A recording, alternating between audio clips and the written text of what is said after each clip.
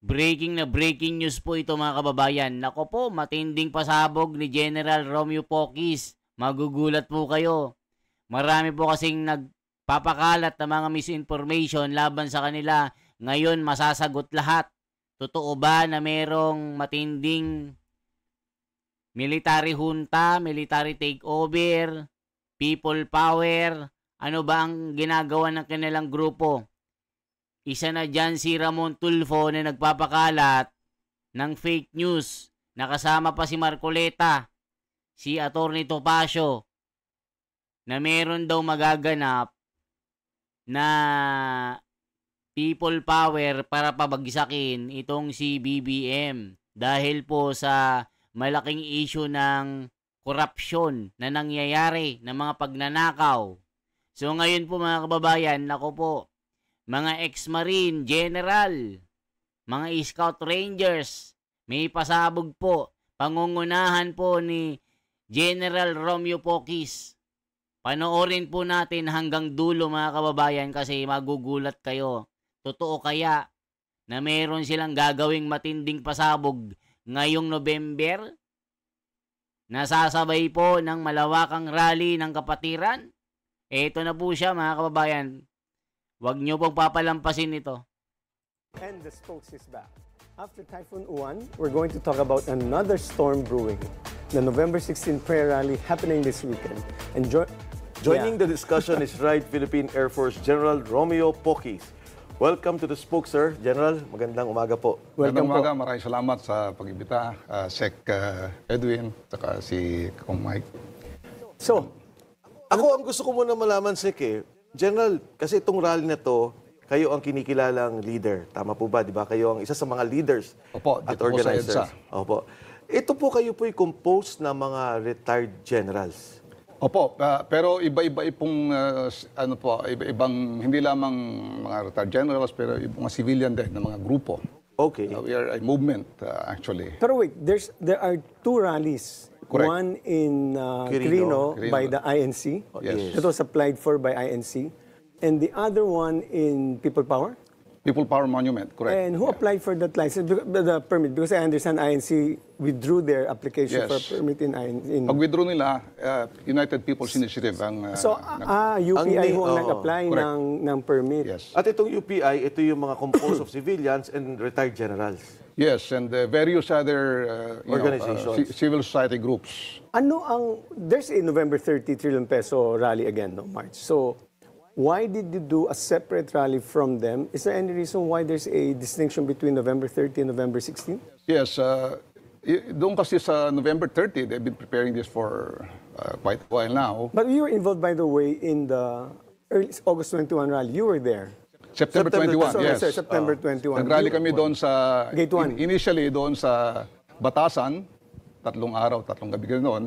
Tapos umalis si Speaker Martin. Tapos nag-march off kami from Batasan to the Gate 4 of Campo Aguinaldo. Hanggang doon sa September 21. Correct. So, my question again is, ba't pa kayo naghiwalay pa sa trillion peso? Diba? There's volume in numbers. Yes, ang problema kasi doon, yung alliance nila, of course, we know, andun yung Makabayan Bloc. Yun ang iniwasan namin. Kasi nga, yung alliance ng Liberal Party, Catholic Church, and yung ibang grupo doon, ang inayawan namin, yung Makabayan Bloc. So yung September 21, you did not coordinate with the trillion peso march? No, we are separate. But you were also there? Yeah, sa Gate 4 kami. Doon sila sa may Luneta. So, bali, General, sumasabay naman kayo, pero gusto nyo lang muna maiwalay sana kasi nga may Makabayan Bloc. Meaning, if noong September 21, nandun din kayo, pero hiwalay na grupo. Yes. Okay. Yes. Okay. So, this rally, can you explain why are you holding this November 16 rally? Of course, itong panawagan ng taong bayan, itong matinding korupsyon na nangyayari sa ating bayan, okay? Hindi lamang ito United People's Initiative na kami-kami lang. Marami pong grupo ito. Alliances of various groups, various civil society organizations. Nadamay ako dyan, Sek. Pati ako nadamay. Bakit? May lumalabas na sinasabi na yung mga destabilizer led by General Pocis. And Secretary Mike Defenso. Hindi, panguli ako, malayo ako. Siya yun ang uuna. But I remember, and there are reports, and we'll go straight to the point. There was a previous report that I've seen that you met with General Bronner That's correct. and you asked Okay. for a withdrawal of support. No, that is not correct. That's not correct. No, yeah. The correct thing there is, General Pocky, yeah, when did you meet with General Bronner? we met with General Bronner and his battle staff September 20, the day before September 21 rally. Okay. Yeah. Okay, go ahead. Essentially, kasi maraming ang mga fake news, mga disinformation about our group. In fact, you were, if I'm not mistaken, the AFP. Dressed for the holidays. So yan mga kababayan ako, matindi po ito. Ito na ang pasabog talaga ni General Pokis. Meron po siyang sasabihin na matindi dito mga kababayan, kaya abang-abangan nyo. Anong masasabi nyo mga kababayan? Totoo kaya na meron silang pinaplano na pabagsakin itong gobyerno ni BBM? Nako po, antayin nyo po ito. Talagang meron siyang matinding pasabog. Totoo kaya ito? Panoorin nyo po mga kababayan hanggang dulo. Whatever the talks about withdrawal support as a soft coup dynamics, parang ganun. Walang ganon, walang usapan sa coup, walang usapan whatsoever. So you are ibang not gobyerno. against, it's not true that you are advocating a withdrawal of support. No, because no. ang kwento, and I'll tell you frankly, Okay. the buzz there outside was there were two, you were advocating a withdrawal support, and the AFP were against it because primarily, and this is the discussion, there are two kinds, a withdrawal support and a revolutionary government. No, walang ganon. Okay, on the part of, and it was very widely discussed among the political class that you advocated for withdrawal support. No. So that when following a withdrawal support, like what we did kay GMA, KGMA, yes. that the vice president assumes the office, and the generals or the people that you spoke to allegedly refused because she was pro-China, and the orientation of the AFP was fundamentally Western, and the interoperability and all the training are fundamentally Western and primarily American. Okay. Okay. General Paul, can you give us what Yes, actually transpired actually, in the discussion? pumunta kami doon. We actually seek the meeting with him. Sino Kasama- hong mga kasama niya yan? mga retired generals Okay. with the United People's Initiative. Can you name some of them? Of course, kasama dyan si General Kita and General some Kita, others. General Pokis, Admiral Suarez. Admiral Suarez, okay. Some others, okay. Now, gusto namin makamit siya dahil maraming ang mga fake news, mga disinformation na itong grupo daw namin ay nanggugulo. Okay. Not nanggugulo, because that would be inciting to sedition, but discussing people about the withdrawal That's why. support. Yeah. Yun ang gusto namin parating sa kanya, no, na we are ang aming grupo, we are a non-partisan, non-political, law-abiding group, movement, actually. Okay. The concern on you, General Pokis, is because you are identified with the former President Duterte. That's why the slant towards, when you spoke, it was matunog yung withdrawal support, but you prefer, your group prefers Vice President Sara. No, it's like this. Of course, I helped the campaign of President Duterte. That's a fact.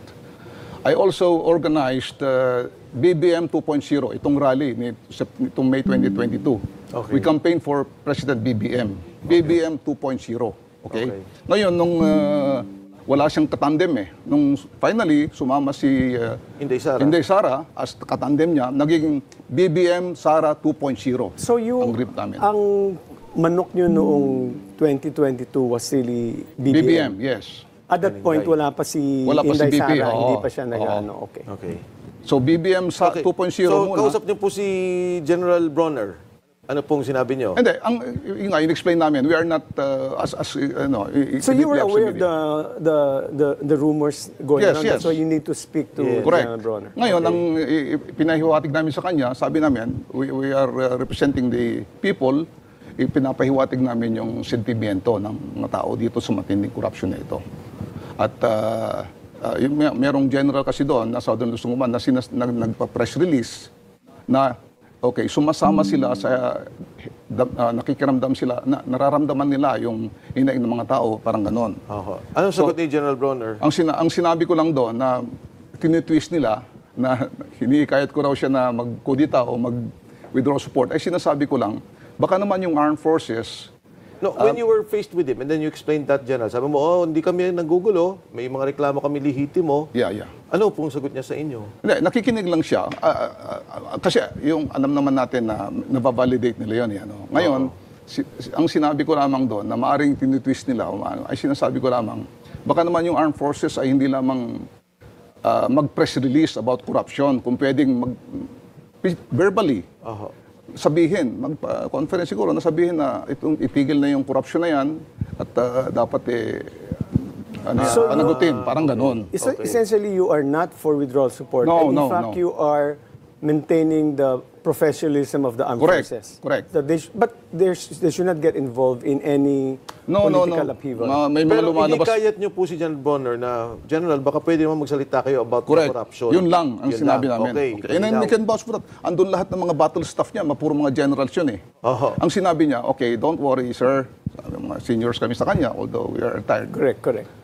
Sabi niya, nararamdaman namin, naririnig namin ang hinaing ng tao. Sabi niya, hindi kami bingi, hindi kami pipi, hindi kami bulag. Yun sinabi niya. Teka, General Pokis, baka mamaya ma-deny na naman tayo.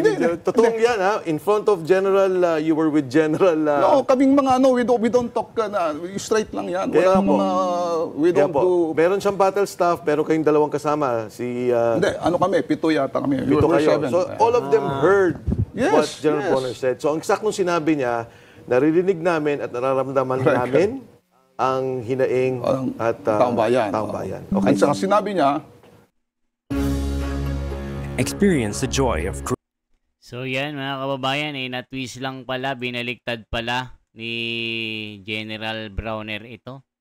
'Di ba? Kasi sabi ni General Browner, sila General Pokis hinihiling na bumaliktad na, 'di ba? Yan ang sabi sa kanyang press con, hindi pala totoo. Binaliktad lang pala, no? Tindi din pala si Browner, mga kababayan. Kay na mismo, General Pokis na nagsabi, hindi naman pala totoo. Mayroon palang pagbabaliktad ng twist dito para pasamahin yung grupo nila. alam naman namin, sabi niya, ang mandato ng armed forces, that is to protect the people and the state. Yun ang sinabi niya. So your November 16 rally, the principles that you espouse are fundamentally similar to the trillion peso march. Yes, it's also anti-corruption. all about corruption. However, the difference here is that the aggregation of groups that you are with, yes. it's INC will also be there, Kingdom of Jesus Christ is of Pastor Kibuloy, and JIL. All these two organizations are under siege because the founder, Pastor Kibuloy, is under Arresiato. And then on the JIL, it's Senator Joel Villanueva is also under fire. Yeah. So it seems like this is an aggregation of Duterte forces. Hindi rin. Kasi marami mga not identified with Duterte. Of course, may mga ganon. And the idea nga, malaki ang kwento talaga na it's going to be, you'll force the issue, there will be a withdrawal support, and they're very confident that Vice President Sara Duterte will be able to assume the presidency. Ganito I'm just telling this. Of course, we know that. Yung mga ganong scenarios. Ito nga, lately nga may nagsasabi na may movement daw kami na ibabagsak si PBBM. Walang katotohanan yun, di ba?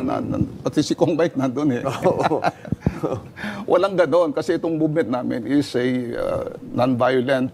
General, to be fair, sa totoo lang, Sek, may mga kasama kasi na talagang iba-ibang panawagan. Correct. But UPI, under General Pokis, malinaw.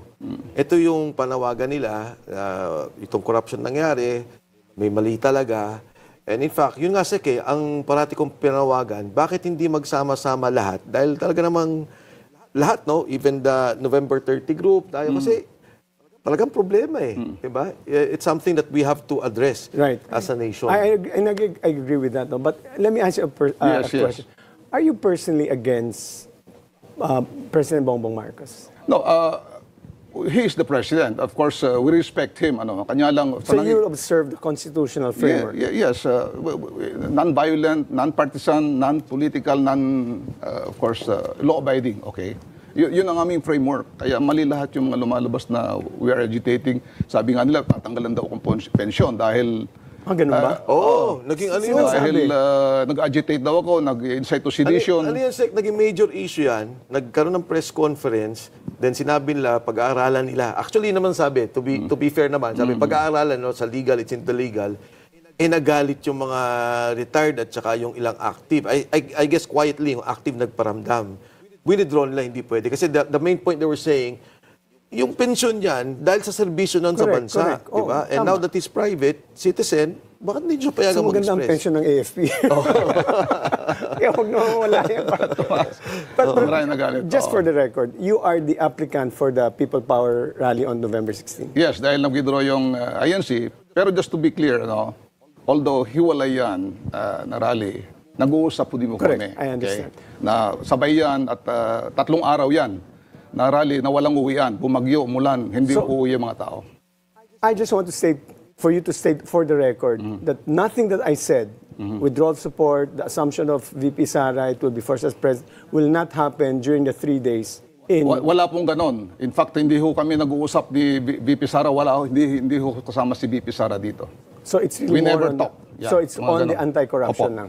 Corruption tong... But I mean, these rallies are fundamentally symbolic to show the people's strength. That's correct. That's correct. It's an expression of people's Kung yung anger. mga taong hindi nagagalit sa matinding korupsyon na ito, hindi yan Pilipino. Aren't you satisfied with what's going on right now? I mean, Ombudsman Boying Remulla, na kaibigan ni Sec Mike, talagang he's going heaven and earth to really thresh out all these corruption issues.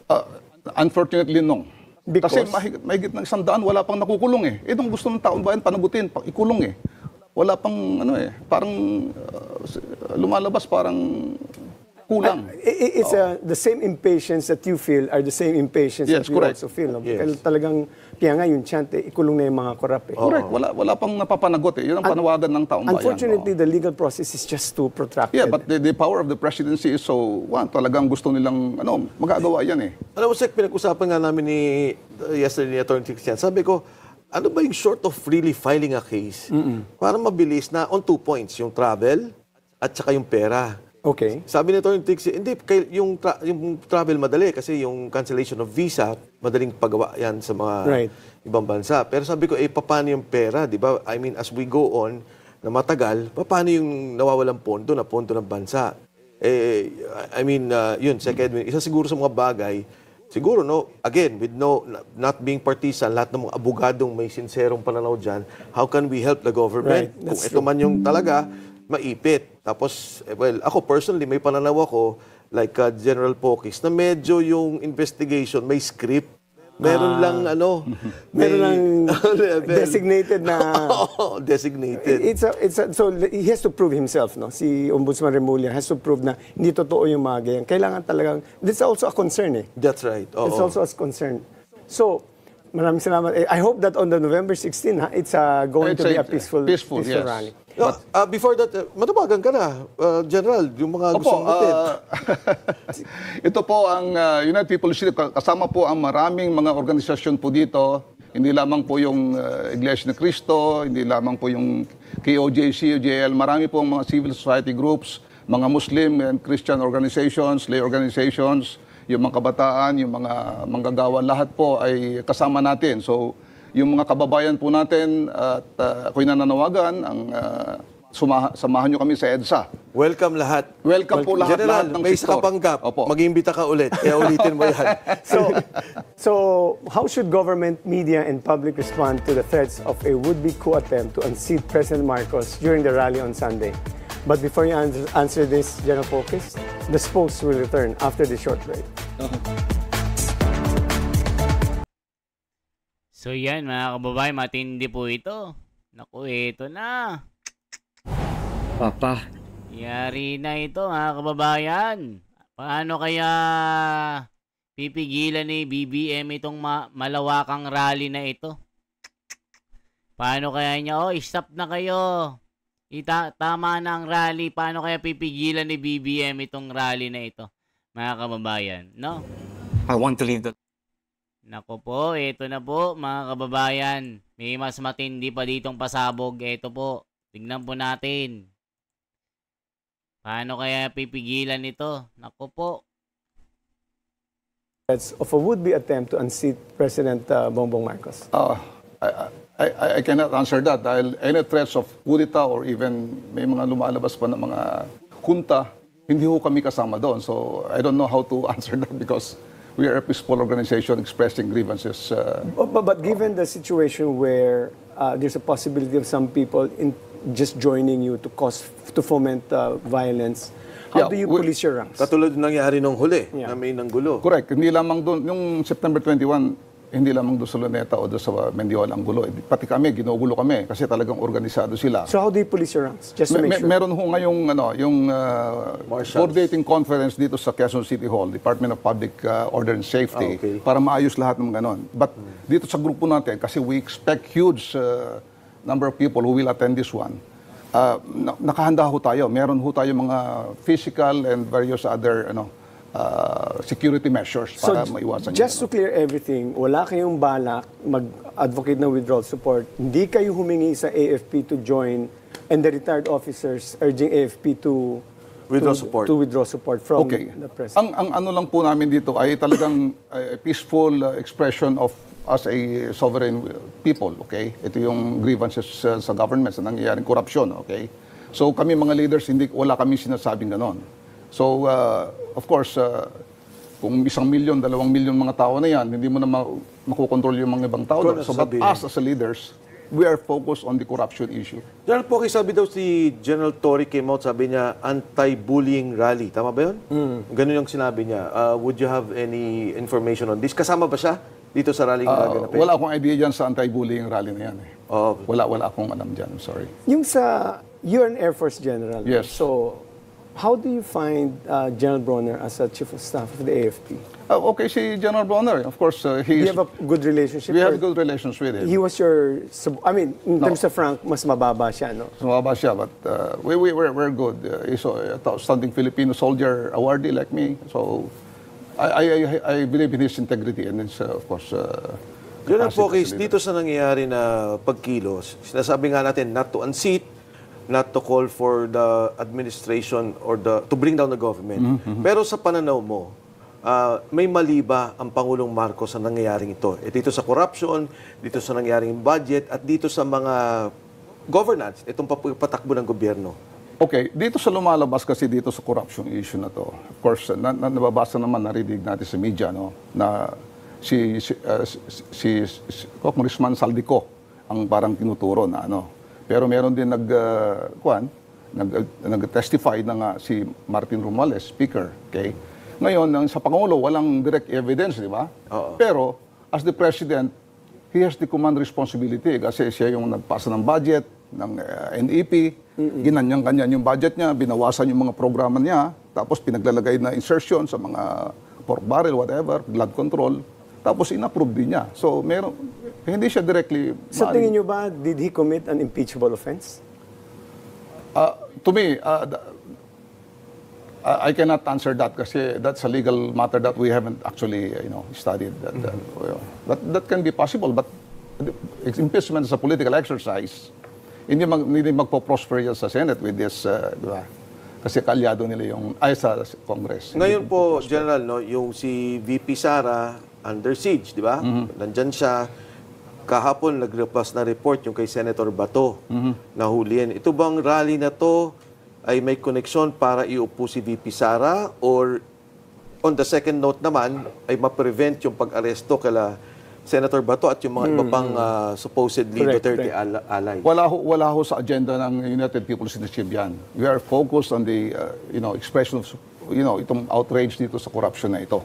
Ngayon, pag andyan na yung mga tao, milyon-milyon na, which we expect talaga marami, if somebody will, I don't know, but we are focused on the corruption General issue. Pong, it's a personal question. Yeah. If you don't mind answering, free not to answer. Since you're identified more or less with President Duterte, manok mo ba si VP Sara sa 2028? Hindi pa natin, I cannot at this time. Kasi nga, hindi pa natin alam kung sino yung kandidato by that time. Maaring, somebody else na, Because malakas ang numbers ni VP Sara ngayon. She's the leading presidential. Yes, in for fact, nung may nagsabi sa akin na lumapit daw sa kanya about this exercise, Sabi, no, hindi ako kasama dyan.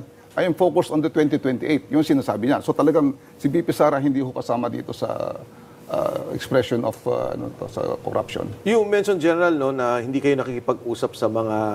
Puro kayo retired. About 800 of you, tama ba? Yes. Mga 800 na retired officials. Pero meron bang mga active military officials na nagpapahiwatig sa inyo? You don't need to mention the names, pero may mga ganyan bang, General, alam namin pinaglalaban nyo, kasama nyo kami. Meron yung mga kumikindat-kindat, yung mga kumakamay-kamay, yung gano'n. Pero wala of that sort. Walang gano'n. You're not happy with the way the Ombudsman Remulla has been conducting the investigations. So, let's ask something quite radical. In the absence of in the disappointment with Ombudsman Remulla, would you prefer A, impeachment or a snap elections? That's a political question that I would rather not delve because we're non-political. Baka I might say something na too political. We are a non-partisan, non-political organization. Ang galing ni Secretary Edwin. but do you feel strongly on the arrest of General Bato de la Rosa? I mean, sa ICC. The arrest of former President Duterte. Yes, personally sa akin, kay arrest ni President Duterte ay mali. Dahil nga, meron tayong gumagana. It's a working judiciary. Di ba?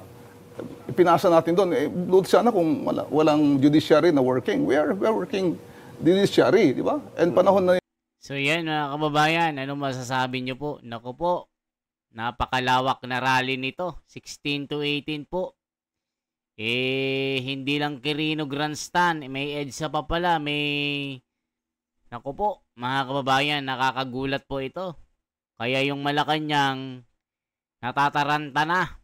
Ano masasabi nyo mga kababayan? Ito po si The Wonders Philippines. Isang like, isang share at isang subscribe. Salamat po.